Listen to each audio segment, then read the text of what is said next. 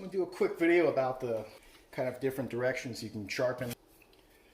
Sharpening spine away from you is probably my favorite, just because I feel like it gets you the most control with this angle. Tight grip, pinch grip, like you're holding right here. I put my finger up to get more clearance. I lock this wrist right here, so there's no pronation. I just lock it at the angle I want. Tight grip, that doesn't move. The only thing that moves is I feel this motion right here. And what I'm doing is I'm feeling the curve of the knife and I'm following it. And all I'm doing essentially is I'm just following the curvature of the knife. So I'm just lifting the handle to follow the tip. It doesn't matter if it's from this angle, if it's from this angle, or if it's from even lower. I just lift the handle until I follow that tip. When the knife is closer to me, that I raise that handle, just to naturally follow that curvature, just like that. What the other hand does simply helps apply the pressure, because nothing's actually laying completely flat on things, okay? So what you're doing is you're using other fingers. Some people use 3 fingers, need 2 fingers. And I'm going low on the blade. I'm not going so high on the blade that I'm fighting myself. I'm not going so low that I'm wearing off my finger pads, because over time you're going to wear off the pads of your finger if you're going too low. Actually, what I'll do is I'll just use the tips of my fingers and I'll try to stand them up.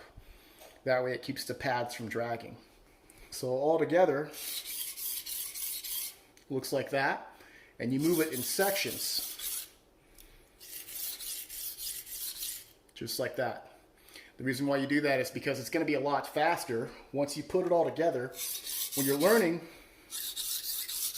it's slow. When you're putting it all together, when you've mastered it, it just flows. You don't actually start and stop like that. And so that's just much faster. Another way to sharpen is with the blade spine towards you. Now, some advantages this has is if you're doing stuff with these nasty bolsters, it really lets you get up in there on the bolster. Versus when you sharpen like this, these bolsters, they get in the way.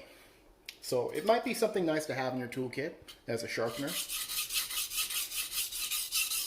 One problem though is it's really easy to rock back and forth. You have to come out here completely perpendicular to the stone. The reason why we hold at this kind of 45 orientation to the stone, it makes, one, it just makes it a lot more steady. You have a lot more surface contact on the stone. So it's more steady and faster technically. Versus right here, you're really having to fight. It puts your wrist in a more compromised position. So you really have to have, I feel like maybe a little bit more of a dexterity and grip to pull off this one. The thumb is now resting on here, but it's not dragging on the stone. You don't want to wear that out. And the same principle. Lifting the handle as I get towards the belly there. These fingers are actually applying pressure right here. This isn't applying anything, that's just resting. These are applying pressure. Now for some folks, they'll go right hand this way, right hand this way.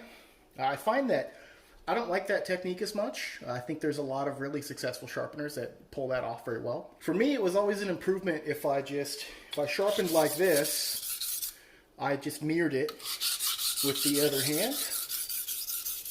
And if I sharpen like this, then I also mirror it with the other hand, like this. Those are some different ways you could sharpen. My preferred method, I really like just going spine away from me. I feel like that gives me the most speed and most control for kitchen knives.